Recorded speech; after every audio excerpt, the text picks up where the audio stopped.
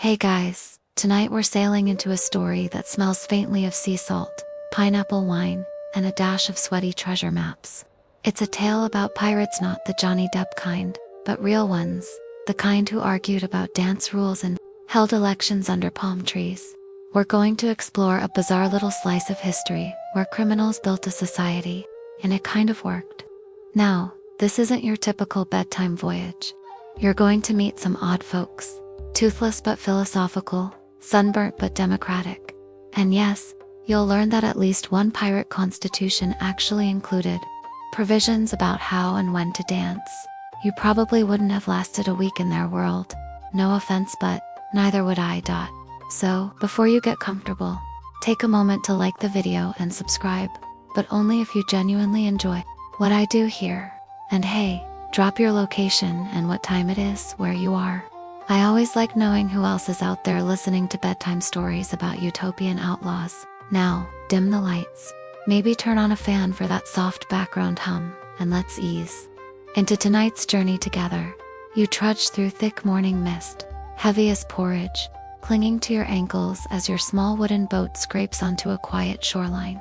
Madagascar's in its rainy season, and every raindrop feels like a coin being hurled from the sky. There's no GPS. No compass, just the sound of waves and a crumpled map that smells suspiciously like it was once used to wrap fish. Up ahead, squat wooden huts perch on bamboo stilts, as if unsure whether they belong to land or sea. Campfires still glow, casting a warm hue over wet leaves, and something in the air spiced, smoky, fruity wraps around you like an old, unwashed blanket. From a tropical tavern, you hear drums.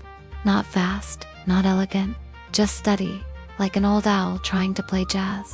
There are no border signs, no welcome arch saying pirate paradise, population rowdy, but something feels distinctly off. Everyone is wearing colorful skirts and sleeveless vests. Even the elderly are spinning and twirling like backup dancers in a sea-soaked musical. Welcome to Libertalia, or what might be the echo of its legend.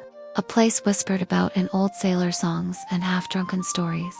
The mythical pirate republic where buccaneers hung up their cutlasses and tried to live respectfully. Nobody here seems armed unless maracas count. A hunched old woman with a spine like a question mark hands you a carved wooden cup. It's filled with pale yellow liquid, bubbling slightly. You sniff, it smells like tropical fruit and regret. You raise an eyebrow, and she grins with what few teeth she has left. Drink up, stranger. We don't poison guests. Unless they skip the welcome dance. You sip. It's sweet, spicy, and oddly tastes like holy water, blessed by a drunken angel that night. You sleep in a leaf-thatched hut, next to a carved wooden statue of a grinning skull. When the wind blows, it lets out a moaning sound like someone snoring through a harmonica. At dawn, a barefoot kid takes you on a tour. We call this Freedom Shore, he chirps, leaping over puddles. No kings, no prisons, and no forgetting people's birthdays. You raise an eyebrow. No kings. He nods solemnly. No one gives orders here, just rules. And if you break one, well, the punishment's pretty serious. You swallow. What is it? You have to perform a solo dance in front of the whole village. You're starting to realize this is not your average pirate hangout. Order here comes, not from fear, but from rhythm. And the fear of looking ridiculous in public. A man named Tommaso, who looks like a cross between a cook and a forgotten philosopher, invites you to sit by the fire. We came from everywhere, he says. Italy, England, China, Malaysia, and France. We stole, we fought, but then we got bored. So we picked this patch of sand and decided to start over. You ask, so who made the rules? Tommaso chuckles. Everyone added one line. The guy who wrote equal rations for all also added, no farting during dinner. Balance, you know. You laugh. Seriously, he winks. Historians still debate whether that clause was sincere. As you wander deeper into the village, you feel something strange tugging at your thoughts, like the thump of distant drums aligning with your heartbeat. Could chaos really birth harmony? In Libertalia, it seems the answer might be yes, as long as you know how to dance. You wake to the sound of laughter and waves slapping the shore like lazy applause. The village is already bustling in.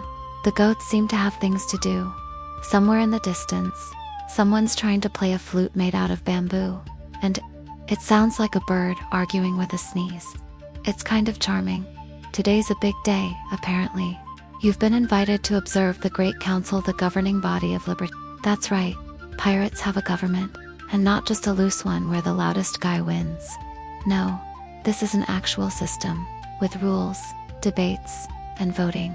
You're skeptical, of course, because, pirates. You follow Tommaso through winding paths lined with faded flags and coconut shells used as flower pots. He's wearing a sash today, a faded red one, covered in hand-stitched skulls, and is that a cat embroidered at the end? Every member of the council gets to wear a sash, he says proudly. The cat means I once resolved a disagreement over a stolen hammock. You nod, like that makes perfect sense. It somehow does. At the center of the village is a wooden platform surrounded by stumps and mats. No golden thrones, no dramatic capes. Just an open space where everyone sits in a circle. A few of them nod at you politely. One waves with a drumstick still in his hand, not the musical kind, the poultry kind. Tommaso clears his throat. By dawn and mango, we gather here to settle matters with fairness and the occasional dance-off. You suppress a chuckle. The first issue on the agenda, fish storage quotas. Apparently someone's been hoarding mackerel under their sleeping mat, and the smell has become a topic of diplomatic concern. Next, the noise curfew debate. Some of the elders want to lower the decibel limit on late-night fiddle sessions, while the younger crowd argues that inspiration can't be scheduled. Then comes the real show, the dance ordinance review. You learn that dancing isn't just encouraged, it's regulated. There's a rotating list of required community dances depending on the lunar cycle. If it's a waxing crescent, it's the sideways crab full moon, the twirl and squawk. No one's quite sure who invented these, but everyone takes them very seriously. And yes, the punishment for non-compliance is still a solo freestyle. Tommaso leans over and whispers. One guy tried to fake an ankle injury last week. We made him do the flamingo hop on one leg as penance. You try not to laugh too loudly. They pass around a stingray skin hat. Inside, strips of parchment with new rule proposals. Each member draws one and reads it aloud. Proposal, allocate 3 extra pineapples per week to the percussion section. Proposal to ban sea shanties longer than 6 verses. Proposal 3, paint all communal canoe paddles bright yellow to avoid accidental borrowing. Every rule is voted on with a show of hands, and sometimes a show of feet. Literally, if you're really passionate about an idea, you stand up and stomp, and you know what, it works. There's something oddly efficient about it. Debates are passionate but respectful. Every voice is heard. Even the guy who only speaks in rhymes. You begin to realize that this ragtag group of ex-criminals might be doing democracy better than most modern cities. Of course, not everyone is thrilled all the time. You meet Sabine, a sharp-eyed woman with a braided beard, yes, you read that right, who argues for stricter rules on hammock spacing. Personal space is a sacred right, she declares, jabbing her walking stick into the sand. Last week, I woke up cheek to cheek with a man who snores like a whale caught in a tuba. Someone suggests a measuring rope be added to each hammock. Motion passes unanimously. Sabine nods at you. Stick around, Trafla. You might end up proposing a law of your own. You smile awkwardly, hoping no one brings up laundry duties. Your shirt smells like a smoked mango with low self-esteem. After the council wraps up, everyone stays for a light meal. Roasted yams, coconut rice, and what someone calls mystery lagoon fritters. They taste crunchy, and possibly sentient. You linger at the edge of the circle as the group slowly disperses, some to their homes, some to their musical rehearsals, and a few to the beach for interpretive sand rolling. Don't ask. You realize something strange. You feel calm here, not because everything's perfect. It's not. People bicker, things break, fish go missing. But there's a rhythm. A shared understanding that chaos is best handled, not with control, but with curiosity and coconut wine. Tommaso claps a hand on your shoulder.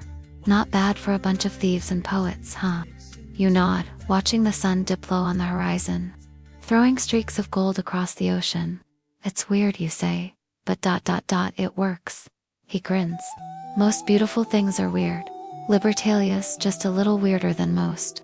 And for the first time since your boat went rogue and dumped you on this outlaw paradise, you don't feel lost. You feel invited.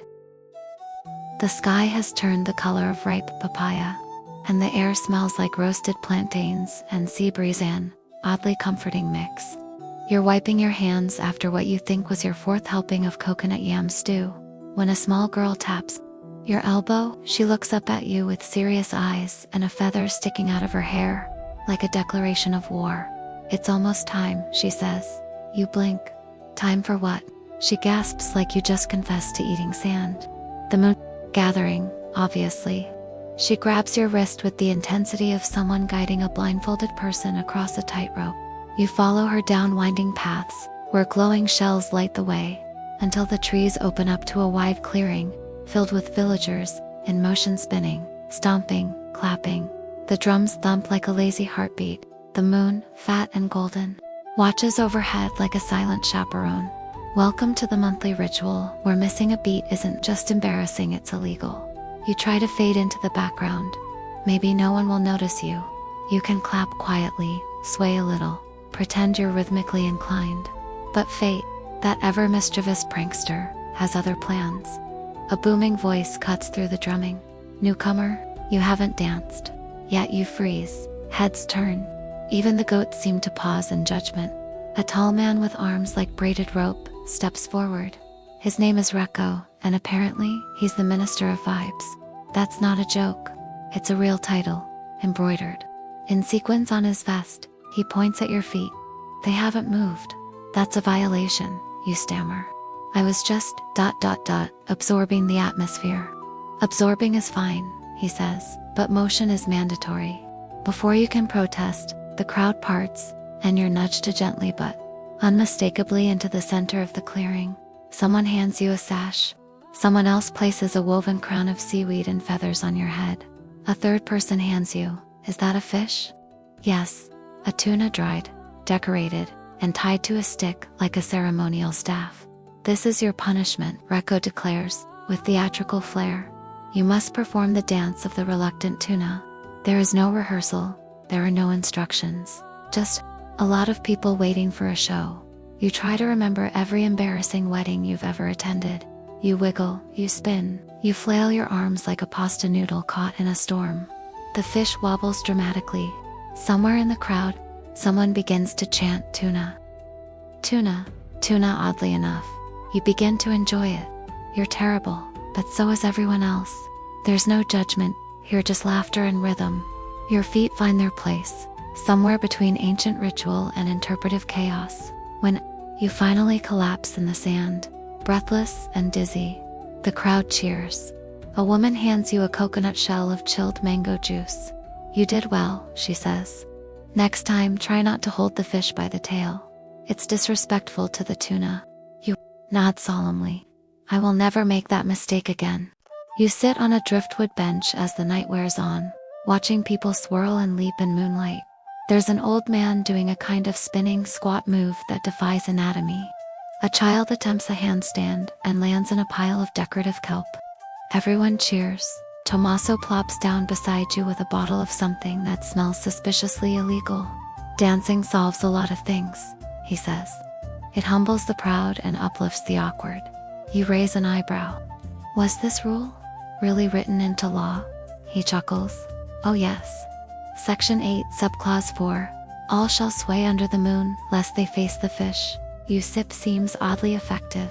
Historians still debate whether the clause was serious, he says with a wink, echoing his favorite refrain as the fire dies down and dancers begin to curl up in hammocks or under the stars.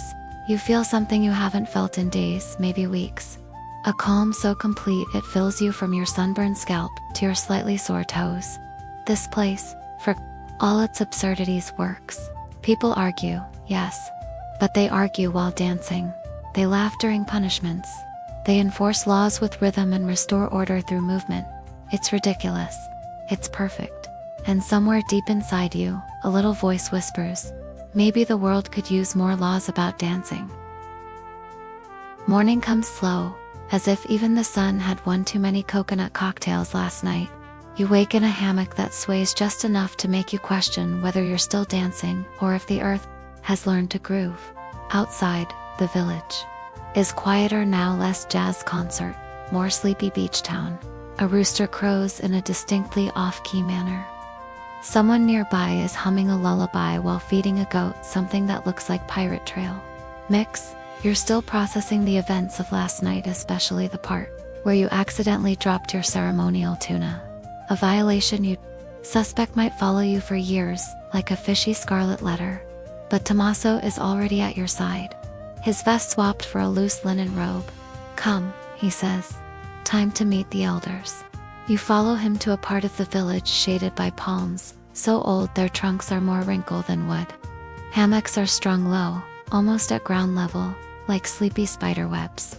This, he explains, is the slow corner. It's where the retired pirates live, the ones who've given up swashbuckling in favor of storytelling, backgammon, and arguing over which tropical fruit is superior. You're introduced to old Renaud, who claims to have once navigated using only cloud patterns and dolphin squeals. He wears 4 monocles at once for effect, he says, and a belt made of seashells, none of which match. Back in my day, he croaks, you couldn't call yourself a pirate unless you'd fought a shark and lost at least 2 teeth. Was that ... a rule? He leans in, unofficial, but respected.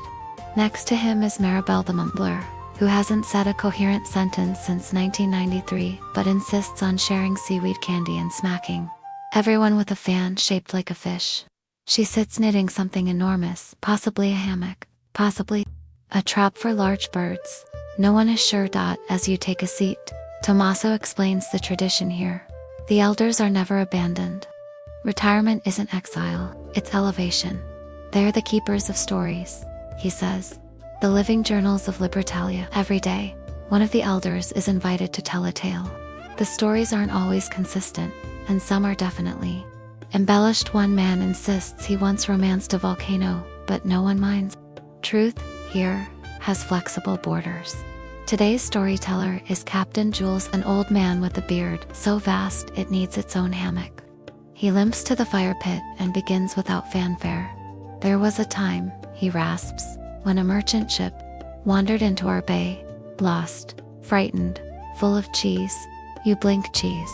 He nods solemnly, French. The smell nearly caused a mutiny. But we didn't attack them. No, we invited them to dinner. The tale unfolds into a chaotic but oddly touching account of how the pirates hosted a full banquet for the confused sailors, complete with dancing lobsters, a jellyfish light show, and an accidental cheese fondue that set someone's pants on fire. And that, Jules concludes, is why we no longer allow dairy at council meetings. Everyone nods as if this is a reasonable outcome. As the stories fade into soft humming, one of the elders hands you a carved piece of driftwood.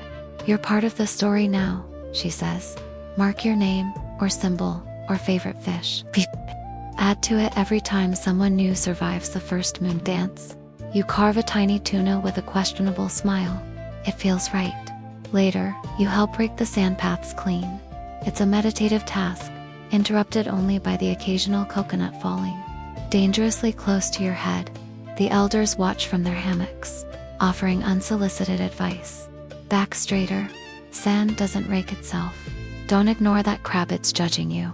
You realize this retirement community isn't a place to rest so much as a place to reflect loudly, often, and with a sense of flair. The sun begins to dip again, painting the sky in streaks of coral and lavender. You sit beside Maribel, who hands you another questionable candy and pats your shoulder without a word. Her eyes crinkle with something between mischief and memory, and just like that, you feel it again, that odd rhythmic harmony even here. In the quietest corner of Libertalia, life pulses with soft, steady beats, the kind that don't demand attention but invite it. You don't know what tomorrow will bring, but for tonight, you're not just a visitor anymore. You're part of a place that remembers. You wake to the sound of shouting, not the angry kind, but the excited bargain hunting kind. The kind of shouting that makes you feel like you've accidentally stumbled into a pirate-themed yard sale. On a boat, Tommaso greets you at the edge of the village, holding 2 large woven baskets and a single sock with a hole in the toe. "We're heading to the floating market today," he says. "Bring your sense of wonder, and maybe a bar of soap. You'll understand why later." You follow him down a winding trail that eventually opens up to a bay, peppered with boats of every shape and level of seaworthiness. Rafts made of barrels, dinghies patched with palm leaves, canoes tied together with braided seaweed, all drifting lazily in a watery maze of commerce.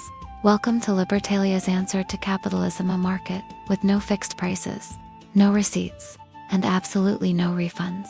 You're ushered onto a raft that smells strongly of fermented mangoes and good intentions.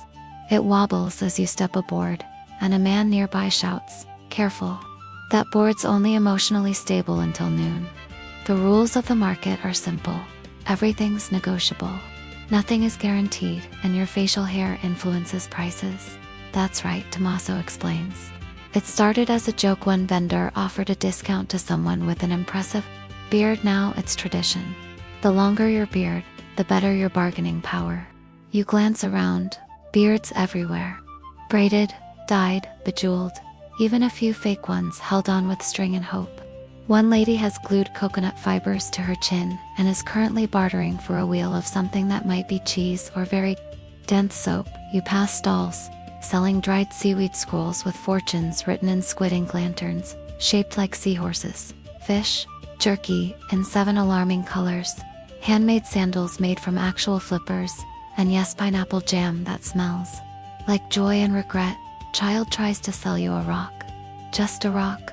This one listens. He whispers solemnly. You buy it, because of course you do.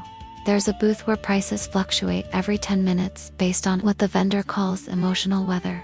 She consults a crab, who seems to be the market's unofficial mood interpreter. The crab's currently angry, so everything is 20% more expensive. You get scolded by a merchant named Bobo for touching a conch shell the wrong way. "It's ceremonial," he snaps. "For what?" you ask. "Mostly birthdays." Tommaso introduces you to Nen, the queen of bartering. She's at least 90, has no teeth, and can get you a canoe, a barrel of rum, and someone to sing to you, while you nap for the price of 2 buttons and a smile. You watch in awe as she talks her way into a hand-carved ukulele, a mango with a face drawn on it, and a shoulder massage from a guy who only speaks in riddles. After a while, you start to get the hang of it. You trade your last pair of dry socks for a jar of salted star fruit.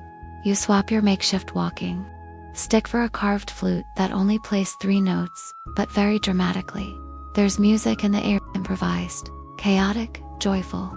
A group of vendors has formed a band using crates, spoons, and someone's hollowed out gourd. The whole place smells like adventure, sunburn, and very light mildew at one stall. You spot a notebook bound in fish leather. Inside are drawings, creatures, dances. You ask the vendor where they came from. "From a dream," she says. You believe her. You spend hours there. Time becomes ... fluid. Everything is a little surreal. Someone offers to braid your eyebrows for good luck. A man challenges you to a thumb war for a necklace. You lose. Eventually, you and Tommaso sit down at a floating cafe. Yes, it's on a door tied to barrels, and eat what he calls the spicy mystery wrap. It's surprisingly good and only slightly explosive. Markets like this, Tommaso says, are less about buying things. They're about the stories. You nod. And the smells. He grins. Especially the smells. As the sun begins to dip and the floating market slowly dismantles itself, boats drifting apart like stars, pulling away from a constellation. You carry your odd purchases in a net bag.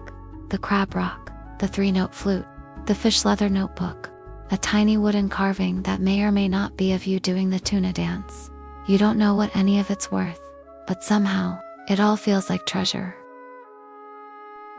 Back on dry land, well, as dry as sand soaked with afternoon mist, can be. You follow Tommaso through a cluster of swaying palm trees. Your arms are full of market oddities, a crab-shaped mug, a tuneless flute, and a mango that's slowly fermenting in your pocket. You swear it winks at you. You ever get lost here? You ask, stepping around a goat that's learned the fine art of ignoring humans. Tommaso chuckles, only when I want to. But I have something to show you. Something most visitors don't see. He leads you into a low hut made of driftwood and thatch. Its entrance marked with a string of dried sardines like some kind of fishy wind chime. Inside, it's cool and shadowy, the walls lined with old maps, some hand-drawn, others burned at the edges, some in languages you don't recognize, and a few that just look like squiggles a toddler might have made with an octopus. This, he says reverently, is the map room. You pause, then squint. I don't recognize anything on these. That's the point. Tommaso pulls out a scroll and unrolls it on a low table. This, he says, tapping the parchment, is Libertalia. It looks wrong. Upside down. The ocean is green. The rivers are labeled with musical notes. And there's a giant illustration of what appears to be a pineapple with legs. You raise an eyebrow, he grins. It's deliberate. Every map we send out into the world is incorrect. Mislabeled, misdirected. We even add imaginary landmarks like the Cave of Eternal Sighing and Mount Mift, just to mess with cartographers. You stare at the parchment again. So no one knows where this place actually is. Exactly. If you don't belong here, you'll never find it. Our best defense isn't cannons, it's confusion. You lean over another map labeled Libertalia. East definitely not real. Does anyone ever stumble across the real location by accident? Sometimes, Tommaso shrugs. But we test them, see if they can dance. You laugh. That's the entry exam, one of many. We also see if they can cook a halfway decent fish stew or tell a story without using the word plunder. He hands you a charcoal pencil. Your turn. You hesitate. You want me to make a map of anywhere, real or not. Drop what you think lies beyond the horizon, or what's inside your pocket mango's dreams. So you do. You sketch an island shaped like a sleeping cat, surrounded by hot chocolate rivers and clouds that rain cinnamon toast. It's absurd, and oddly satisfying. Tommaso pins it to the wall with a bent fish hook. Beautiful, he says. Welcome to our conspiracy. You spend the afternoon sifting through false trails and decoy coordinates. There's even a treasure map to nowhere that loops in circles until it ends at the phrase "you should probably be napping." There's something quietly powerful in it all. While the world obsesses over accuracy and conquest, Libertalia thrives on illusion and play. Historians, Tommaso murmurs, still argue whether Libertalia was ever real. You glance at the fake maps, the giggling mango in your pocket, the drums echoing softly from afar. Maybe that's the point, you say. He nods. Truth is a good story told well. That's all it ever is. As evening fog begins to curl around the trees like sleepy ghosts, you help hang up a new decoy map featuring an entirely fictional volcano shaped like a goat's nose. You label it Mount Confuzzle, elevation. Yes. Tommaso lights a small lantern. Let the world chase shadows. We'll keep our sunrises. And with that, you step out into the warm night, your pockets full of false directions and your heart a little lighter. Because sometimes, being lost is the surest sign that you've found something worth keeping. It starts with a feather, a single, shimmering peacock feather stuck to your sandal when you step out of the map hut. You're admiring its colors, blue, green, a dash of "I definitely can't afford this" in a gift shop, when a voice behind you whispers, "Careful. That feather might get you recruited." You turn to see a short man wearing what can only be described as a cape made entirely of parrot feathers. He's holding a slingshot, and his face is painted in streaks of yellow and pink. His expression is deadly serious. You've wandered into the middle of the feather war. You blink the "what now?" He sighs. It's complicated, but it's also stupid and beautiful. You'll love it. Before you can object, you're handed a sash naturally, and told that by picking up the feather, you've technically chosen a side. Yours is apparently called the Sky Dandies. Their opponents are the Plume Doom. This is not about treasure, or land, or even power. This is about the village's annual birthday pageant. You're marched to a clearing where the two groups are already gathered, one side decked out in peacock blues and glitter, the other in raven blacks and dramatic eyeshadow. Banners wave. Drums roll. A goat wears a tiara. Tommaso sidles up next to you. Every year, the elders judge who throws the best birthday tribute to our oldest resident, Granny Kiki. She's 109, possibly immortal, and she's obsessed with birds. You stare. At the glitter cannons. This is ... intense. He nods. The losing team has to do her laundry for a month. The next few hours blur into chaos. You're given a role in the Sky Dandies, performance enthusiastic background tree number 2, and dressed in a leafy poncho made from banana peels and leftover party streamers. Your job: stand still. Occasionally sway. Maybe chirp. The performance begins. There's a narrated story and song about how Granny Kiki once tamed a hurricane with nothing but bird calls. There's interpretive dance involving parrots made of fabric and a pelican on wheels. Someone attempts aerial acrobatics from a palm tree, but mostly just swings in place yelling, "I am wind." Then the Plume Doom takes the stage. They go full gothic opera. There's fog made of steamed seaweed, haunting chants, and a solo from someone dressed as an angry swan. It's dramatic. It's confusing. It involves a kazoo. The crowd is enthralled. At one point, a minor brawl breaks out over the authenticity of a feather boa. You get whacked in the face with a rubber duck masquerading as a falcon. Someone dramatically faints into a pile of flour. Petals. Granny Kiki, sitting in a throne made from lobster traps and shells, claps politely after each act. Then she clears her throat. "I vote for the new tree." You blink me. "You swayed," she says, with feeling. "The others were trying too hard. You were wind." Cheers erupt. Sky Dandies lift you onto their shoulders. Confetti explodes from a coconut. A kazoo plays triumphantly in the background. Later, over slices of questionable cake made from mashed bananas and hope. You learn that the feather war, absurd as it is, serves a deeper purpose. It keeps old rivalries playful. It gives people something to care about that doesn't involve grudges or gold. It lets the villagers compete fiercely without destroying each other. Historians still debate whether the original pageant involved actual birds. Tommaso says, licking frosting off a leaf. Some say it started with a stolen toucan. Others blame Granny Kiki. You laugh. You've laughed so much today your ribs are sore. When the stars rise and the drums shift to a gentler rhythm, you find yourself alone near the edge of the clearing. The peacock feather is still tucked behind your ear. Somehow, despite the absurdity, or maybe because of it, this place is starting to feel like something real. Something rooted, not in logic, but in laughter and feathers. The next morning, you're awoken by the unmistakable sound of a bell made out of a frying pan being whacked with a spoon, repeatedly, with gusto. School's in session. Someone yells outside your hut, as if education were a competitive sport. Tommaso pokes his head through the curtain. Today you're going back to class. Don't worry, there's no math. Unless you count coconut inventory. You groan, stretch, and find yourself wondering whether your tuna dance humiliation has been added to any textbooks yet. A short walk later, you arrive at a large open-air pavilion with no walls, just bamboo columns and a thatched roof decorated with colorful kites and paper stars. Welcome to the Libertalia Academy for aspiring buccaneers and otherwise curious youths. The name is too long, so the kids just call it the Big Brain Place. The students are gathered in a circle, aged, somewhere between still missing teeth and already plotting how to steal extra mangoes at lunch. They sit cross-legged on mats, woven from old fishing nets, each with a palm leaf notebook and a pencil stub that looks like it survived 3 storms and a goat attack. Your presence does not go unnoticed.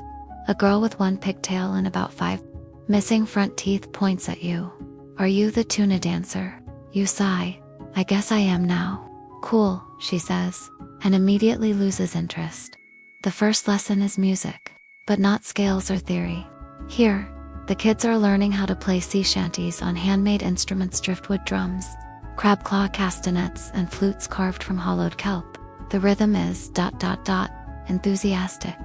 You're handed a seashell maraca and invited to join. Makes a sound like a sleepy rattlesnake. You're not sure if that's a compliment. Next up is survival skills.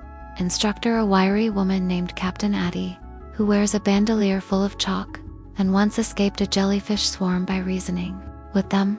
Today's topic: how to cook with fire without summoning angry spirits. Subtitle: A beginner's guide to smoke signals that don't mean help.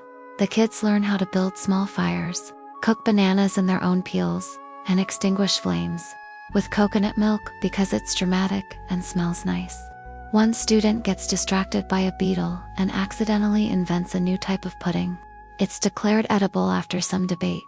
Third, period communication and expression.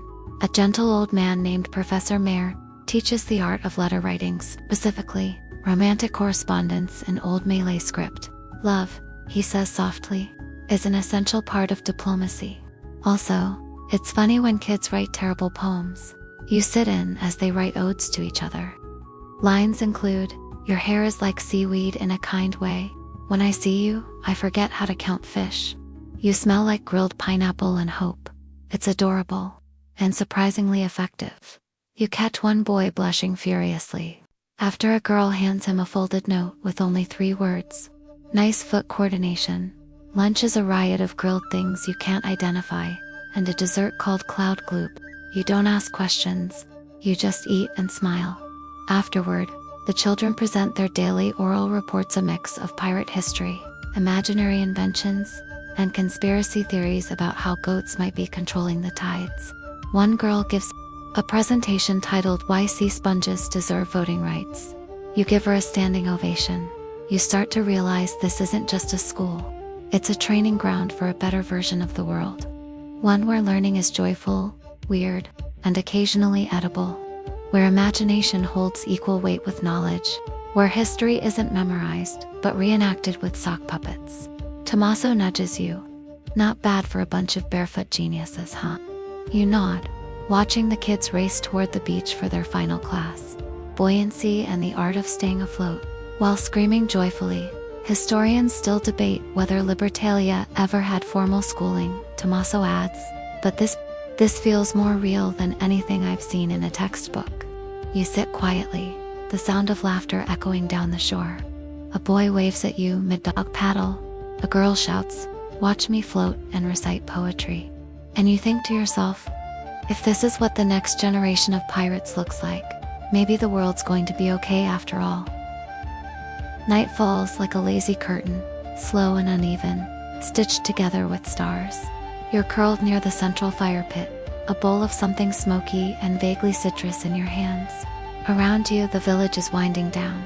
Hammocks sway. Someone is softly playing a 3-stringed instrument that might once have been a paddle.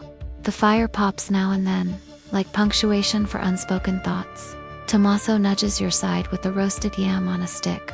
Tonight's a storytelling night. You blink. Aren't all night storytelling nights here? Sure, he says. But tonight we tell that story. A hush falls across the gathering crowd. Even the goats seem to settle. Granny Kiki is wheeled in, wrapped in a blanket that looks like it's made of old flags. She sips coconut wine like royalty. The fire crackles higher. Then a man steps forward. Bolin, the official night teller, wearing a cloak made of fish scales that shimmer like gossip in moonlight. He clears his throat. "This," he says, voice low and reverent, "is the story of the night the fish fell from the sky." You lean forward. Partly because this sounds ridiculous and partly because it's warm by the fire. "It began on a Tuesday," Bolin intones, because of course it did. Tuesdays are strange. They pretend to be harmless, but we know better. There's a collective murmur of agreement. Everything seemed normal. Captain Philo had just finished yelling at the sea for being too loud, and the children were rehearsing for the annual sardine parade. The breeze smelled like anchovies and optimism. Then, it happened. He pauses dramatically. The sky grumbled. Clouds gathered like a gang of grumpy elders. Thunder rolled, and then, instead of rainfish, dozens, hundreds falling from above. Silvery, confused, wet. You blink, it rained. Fish, yes, Bolin says, with the authority of someone who fully believes every word. Some were alive, some were insulted. One slapped Captain Philo in the face, out. It was glorious. The villagers chuckle, nodding. Now the scientists, what few of them we allowed to visit, have tried to explain it. They talk about water spouts and freak air currents. But we know the truth. He leans in. It was a gift. From the sea. Or a prank. Also from the sea. You look around, expecting at least a wink from someone. But no. Everyone's very into this. We gathered them up, of course. Bolin continues. We made fish pies, fish masks. One enterprising lad made a fish xylophone tuned to the scale of regret. A woman across the circle sighs wistfully. It sounded so ... slippery. Historians, Bolin says, still debate whether this event truly happened, or whether we were just very drunk on expired pineapple wine. Tommaso raises a hand. I was there. I got hit in the head by a mackerel. Still have the bump. Proof, Bolin declares, nodding solemnly. Someone in the back adds, my aunt caught a flying fish in her laundry. It refused to leave until we offered it a poem. More murmurs, more memories. Everyone has their own version. Some say the fish sang as they fell. Others claim one fish had a tiny hat. Granny Kiki clears her throat. The truth is this, she says, her voice soft but commanding. That night we didn't question, we simply danced. Fish or no fish, gift or prank, we made joy out of confusion. There's a long pause, then a drum beat begins. Slow, steady, a call back to that strange night. People rise, sway, clap. Not a performance this time, just motion, memory in motion. You stand too caught up in it. The rhythm, the absurdity. The idea that reality doesn't always need to make sense to feel true. As the music fades, someone hands you a painted stone shaped like a fish. For luck, they say. You turn it over in your hand. It smells faintly of salt and old stories. Back at your hammock, as you settle in, the waves whisper nearby. You think of fish in the sky, of clouds with gills, of a universe weird enough to drop seafood as a love letter. And you smile. Because if anything deserves to be remembered, it's that. You should have known something was up the moment they handed you a chair made entirely of spoons and a sash labeled Competitor Number 6, Foreign Division. It's mid-morning and you're seated under a wide striped tent made of mismatched sails, patched together like a quilt built by chaos. The air is buzzing not just with the smell of grilled coconut pancakes, but with anticipation, mischief, and a touch of theatrical flair. Tommaso plops down beside you, grinning far too wide. Today's the liar's contest. You're in it. Now? I never agreed to this. He shrugs. You picked up the spoon chair. That's consent around here. A drum roll performed by a man slapping 2 coconuts together signals the arrival of the host, Lady Blabitha the Untrustworthy.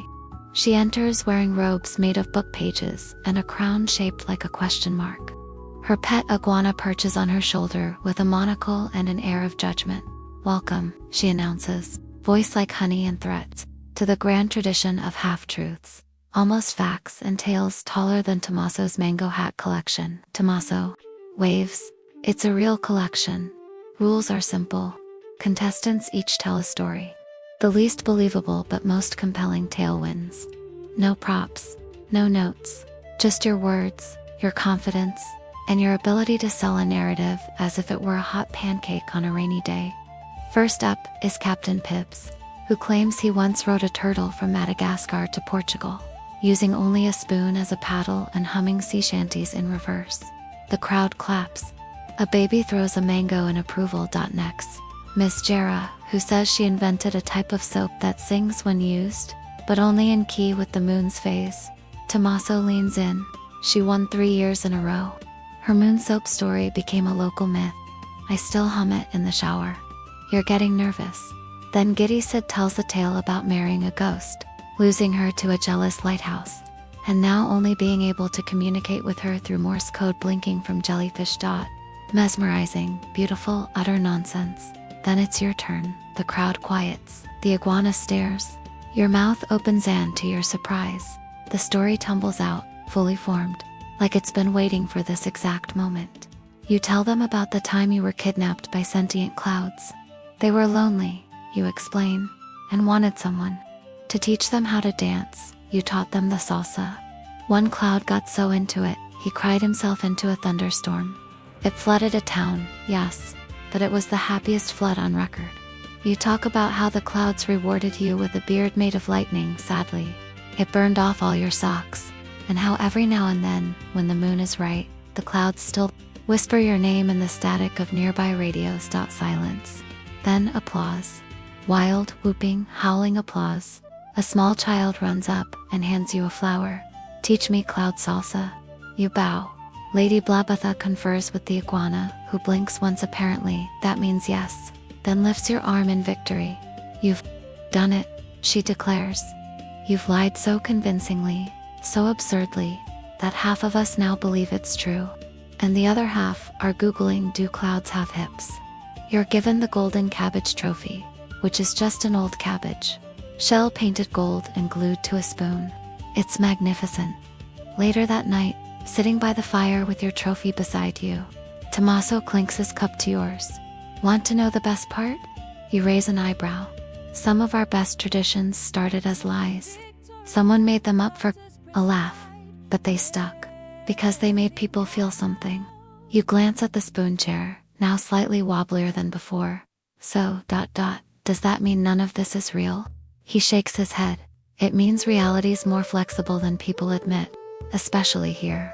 Historians, he adds with a wink, still debate whether the liars' contest ever truly existed or, if it was a tale told too many times to question. You smile, because whether it happened or not, you'll never forget the day you convinced a village that clouds just wanted to dance. You didn't mean to cause a scandal. All you did was wake up late, throw on the first cleanest shirt you could find, less inside out, tan stroll into the village square wearing mismatched sandals and a bandana that had definitely seen better moons. But that's all it took. Gasps. Stares. Someone dropped a coconut. Then came the voice. Sharp. Elegant, unforgiving. Fashion violation detected. You froze. Out from a curtain of hanging beads stepped a tall, silver-haired figure in a robe, made entirely of sequin-studded eel skin, and disappointment. This was Madame Clotho, Libertalia's legendary fashion judge, armed with a clipboard, a monocle on a chain, and a glare that could starch linen. You, she said, eyes narrowing at your ensemble, have broken code, thread 9. No garment may be worn both backwards and sadly. You're ushered gently but firmly toward a circular platform in the middle of the square. People gather, drums start up, not with their usual joy, but a kind of stylish foreboding. A goat in a cape eyes you judgmentally. Welcome, declares to the court of style. Tommaso tries to interject on your behalf. He's new. He doesn't even know about the color wheel. But the crowd shushes him. Fashion justice must be served. The process is dramatic. First, your outfit is reviewed by a panel of aesthetic experts. One pirate with an eye patch made of lace, a child wearing 3 hats, and a parrot that nods at random intervals. Next, your intent is questioned. Did you mean to clash tropical orange with seaweed green? No, you say honestly. I was just trying not to smell like fermented mango again. Gasps. The parrot squawks. Then comes sentencing. Clotho raises her clipboard. The court finds the accused guilty of crimes against cohesion. Punishment? Public restilling. You're whisked away into what they call the glamour hut, which turns out to be a converted boathouse filled with feathers, shells, dyes, and what appears to be a tailor who only communicates in interpretive humming for the next hour.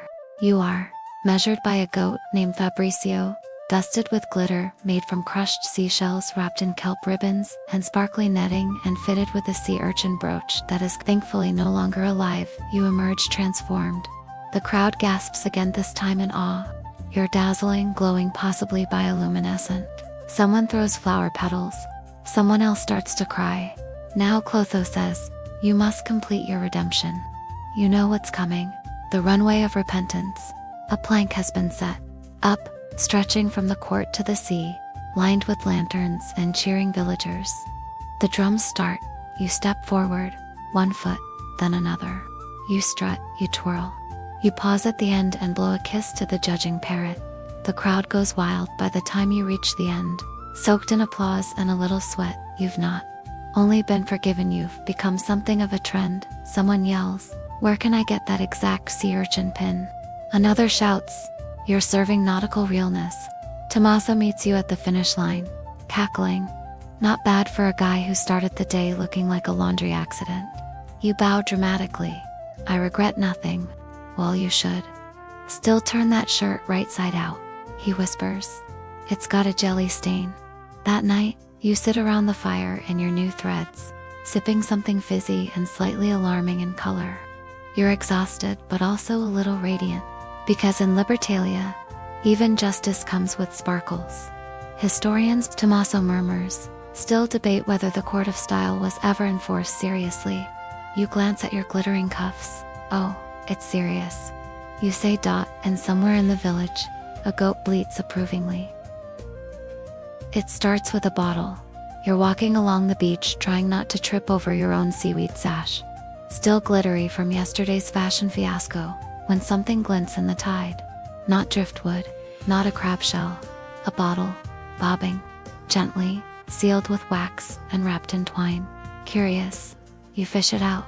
Inside, a rolled up piece of parchment, a single dried flower, and what looks like a button shaped like a duck. Naturally, you bring it to Tommaso, who immediately frowns. Oh no, he says. Not another one. Another what? He sighs. Pulling up a stool. Every so often, we get a message in a bottle. Most are harmless.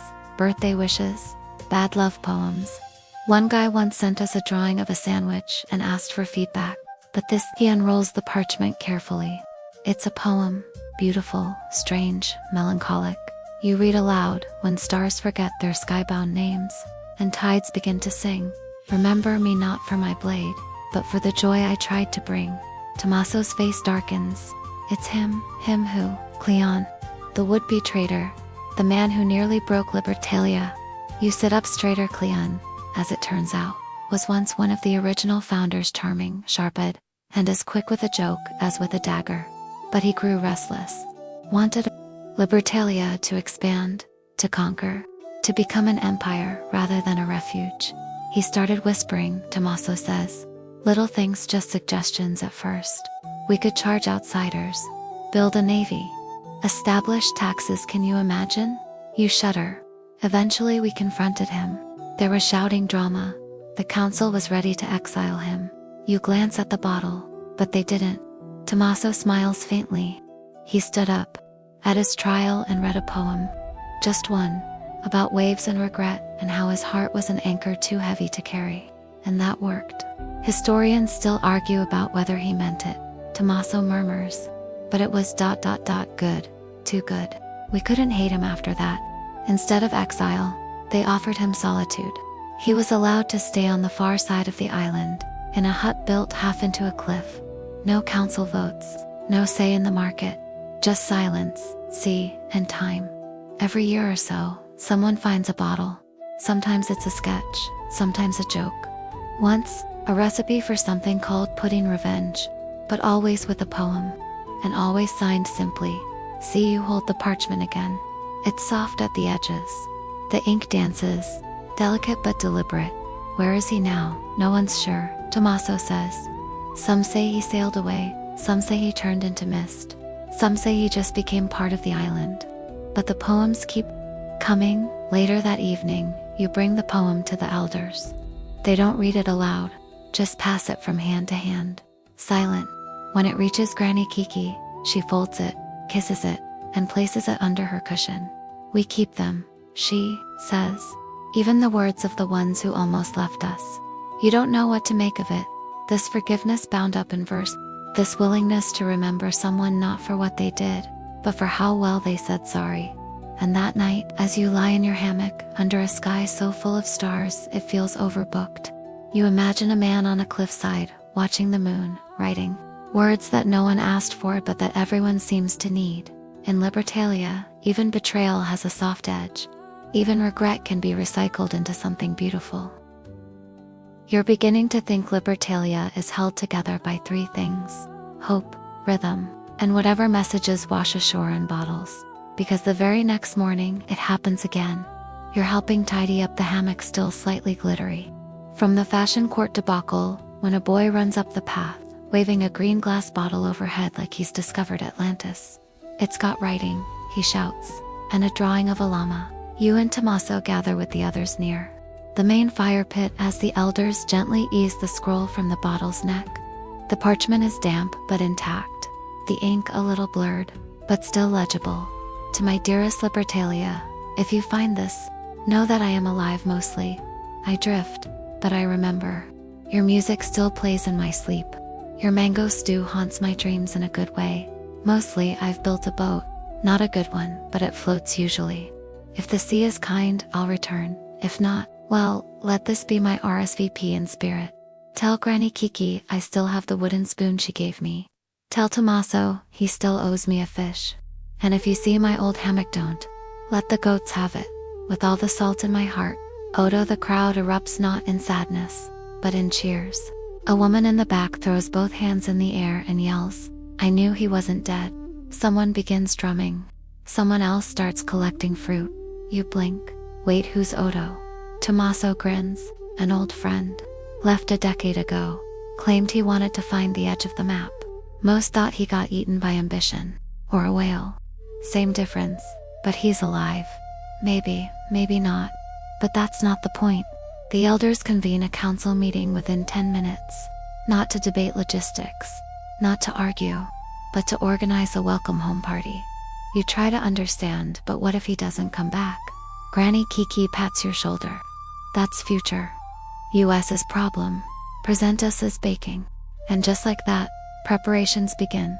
A banner is woven from palm fronds. Welcome home, Odo. Or at least thanks for writing. Someone begins composing a song called The Spoon Remains With Me. It's weirdly catchy. The children rehearse a reenactment of Odo's last moments in the village.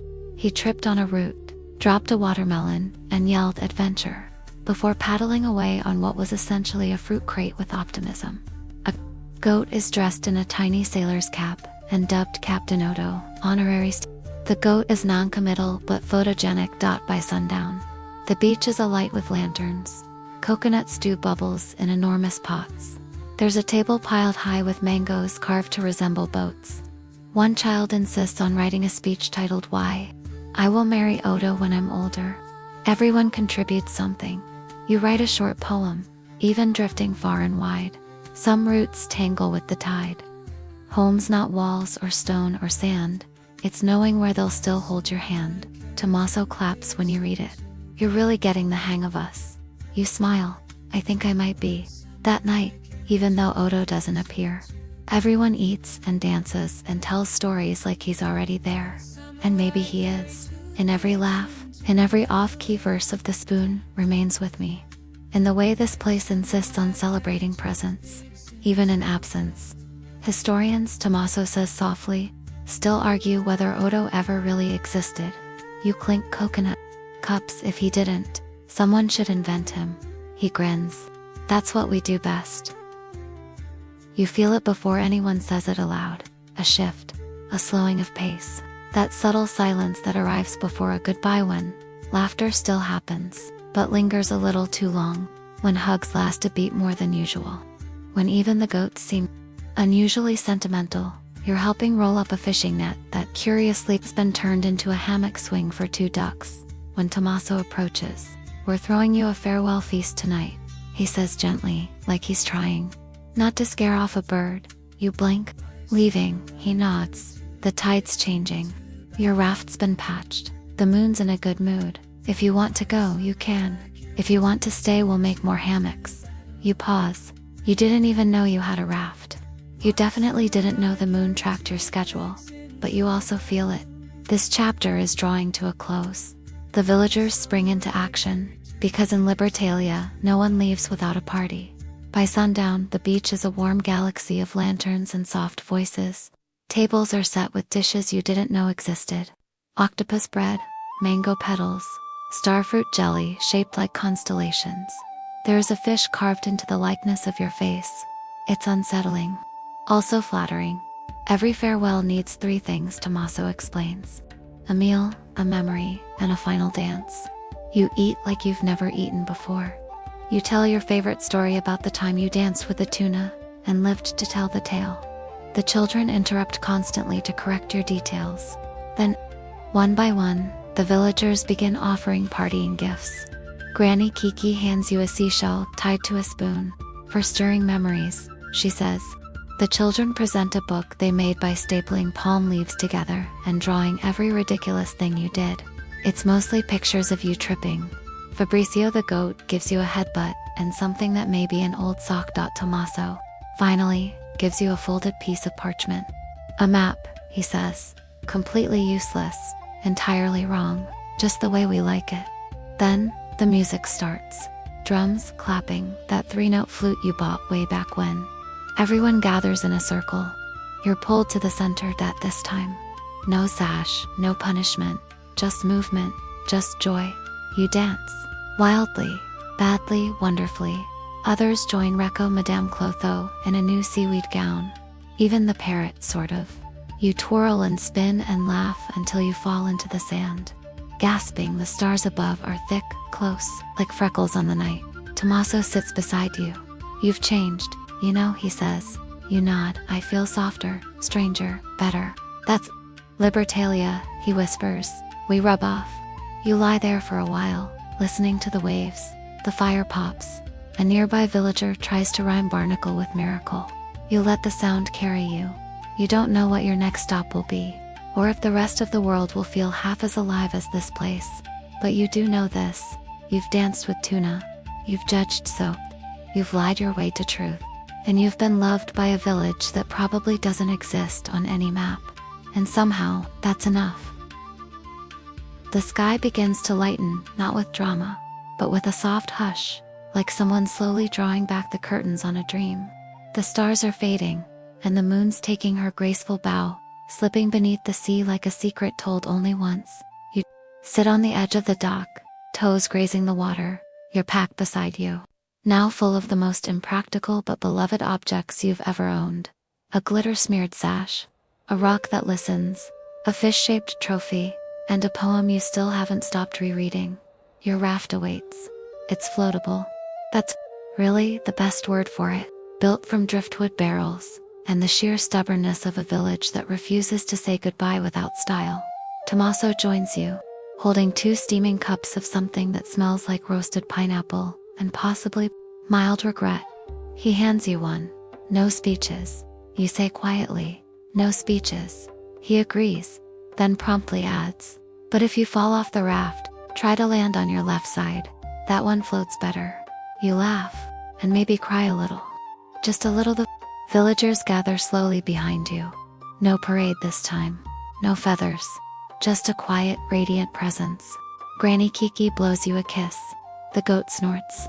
The kids hold up a banner that says, "Float well, friend." Someone starts humming a tune you don't recognize but somehow already know. It swells softly, the sound of goodbye without a single word. Recco places a hand on your shoulder. Dance when you can. Lie beautifully. And never trust a crab. With an agenda, you nod solemnly. You step onto the raft. It rocks. It creaks. But it holds. Tommaso unhooks the mooring line. And then, you're off. Not fast, not dramatic. Just a gentle glide. The sea pulling you forward like a lullaby made of salt and story. The shore doesn't shrink so much as fade. The laughter becomes part of the breeze. The village becomes part of the waves. Libertalia becomes ... a memory. One that refuses to behave like any other. You lie back. You feel the sun warming your face. You hear a distant drum beat. Maybe real, maybe not. You think of Tuna, feathers, dancing goats, and soap that sings. And you smile, because you truly know that home isn't always a place. Sometimes, it's a rhythm. A whisper, a lie told well.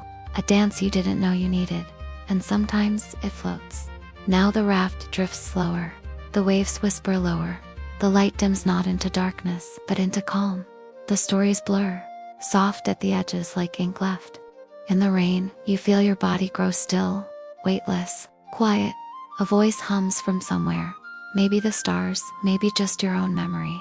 It tells you were here, you mattered, you danced, you dreamed, and now ... you rest.